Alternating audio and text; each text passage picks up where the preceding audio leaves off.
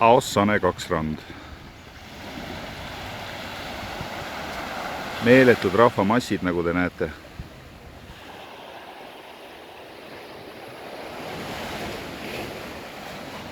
Tegu on Puhketi ühe parimatest snorgeldamise rannast. Et põhimõtteliselt kohe, kui siit vette lähete, siis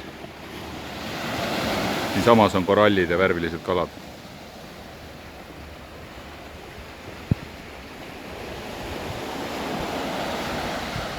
Ja seal tagapool paistab Naiharni rand.